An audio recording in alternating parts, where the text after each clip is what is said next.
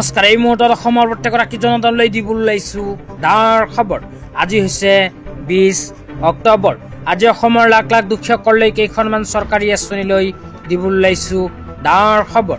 তো যিসকল মানুহে ভিডিঅ'টোত ক্লিক কৰিছে অনুগ্ৰহ কৰি ভিডিঅ'টো স্কিপ নকৰি প্ৰথমৰ পৰা শেষলৈ চাই থাকিব, কিয়নো এইটো ভিডিঅ'ৰ মাজত PM কিষাণ আঁচনিৰ পৰা আৰম্ভ কৰি শিক্ষাৰ্থীসকললৈ কেইখনমান গুৰুত্বপূৰ্ণ খবৰ প্ৰদান কৰিম। অনুগ্ৰহ কৰি ভিডিঅ'টোত ক্লিক কৰিছে যদি ভিডিঅ'টো স্কিপ নকৰি প্ৰথমৰ পৰা শেষলৈ চাই থাকিব। লগতে মোৰ চেনেলত নতুন হ'লে প্লিজ চেনেলটো ছাবস্ক্ৰাইব কৰি মোৰ লগত থাকিব। তো বলক ভিডিঅ'টো আৰম্ভ কৰি আজি প্ৰথমটো গুৰুত্বপূৰ্ণ খবৰৰ বিষয়ে বিস্তাৰিত জানি লওক। তো আজি প্ৰথমটো গুৰুত্বপূৰ্ণ খবৰ হ'ল অসম চৰকাৰৰ কেবিনেট বৈঠক লৈ। তো ইয়াৰ পিছত PM কিষাণ আঁচনিলৈ এখন গুৰুত্বপূৰ্ণ আপডেট আপোনালোকক প্ৰদান কৰিম। অনুগ্ৰহ কৰি ভিডিঅ'টো স্কিপ নকৰি চাই থাকিব।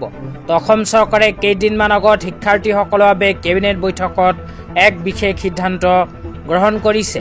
ইয়াতে 2 নম্বৰ লিখা চাব পাৰিছে মেধাৱী বিদ্যাৰ্থীলৈ স্কুটাৰ। কেবিনেটে ডক্টৰ বাণীকান্ত কাকতি মেধা বঁটা আঁচনিৰ অধীনত উচ্চতৰ মাধ্যমিকৰ চূড়ান্ত পৰীক্ষাত 2025ত 80 বা তাতকৈ অধিক শতাংশ নম্বৰ লাভ কৰা শিক্ষাৰ্থীসকলক স্কুটাৰ বিতৰণৰ বাবে অনুমোদন জনাইছে। ইয়াৰ দ্বাৰা এই বছৰ 11,250 গৰাকী শিক্ষাৰ্থীয়ে লাভান্বিত হ'ব। অসম চৰকাৰে ডক্টৰ বাণীকান্ত কাকতি বঁটা আঁচনিৰ অধীনত স্কুটাৰ প্ৰদানৰ বাবে 2025 চনত 80% নম্বৰ ধাৰ্য কৰিছে। তেতিয়া আপোনালোকক দিবলৈ ওলাইছো আজি দ্বিতীয়টো খুবেই গুৰুত্বপূৰ্ণ খবৰ। তো আজি দ্বিতীয়টো গুৰুত্বপূৰ্ণ খবৰ হ'ল PM কিষাণ আঁচনিলৈ। তো যিসকল কৃষকৰ নাম PM কিষাণ আঁচনিত অন্তৰ্ভুক্ত হৈ আছে সেইসকল কৃষকৰ বেংক একাউণ্টত অতি শীঘ্ৰেই সোমাব PM কিষাণ আঁচনিৰ 21 নম্বৰ কিস্তি 2000কৈ টকা।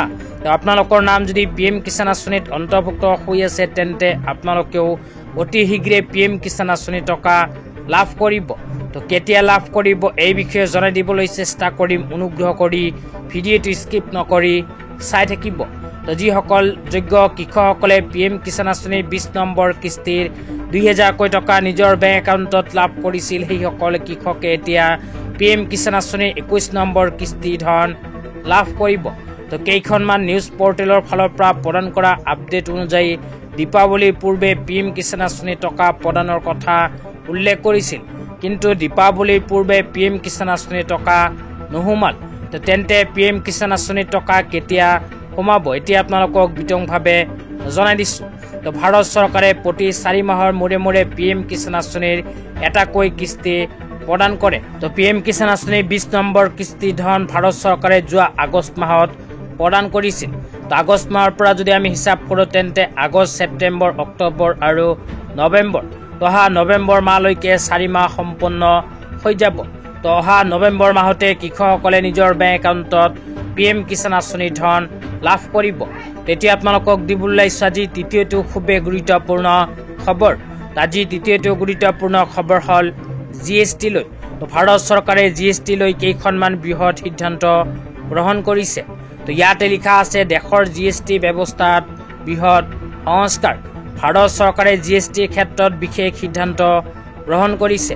তো নতুনকৈ কি সিদ্ধান্ত গ্ৰহণ কৰিছে আপোনালোকক জনাই দিছোঁ। অনুগ্ৰহ কৰি ভিডিঅ'টো শ্বেয়াৰ কৰি দিব। তো ইয়াতে লিখা আছে 4 চকীয়া লঘু বাহন আৰু স্কুটাৰৰ ওপৰত পূৰ্বৰ GST 28% পৰা 18%লৈ হ্ৰাস কৰা হৈছে।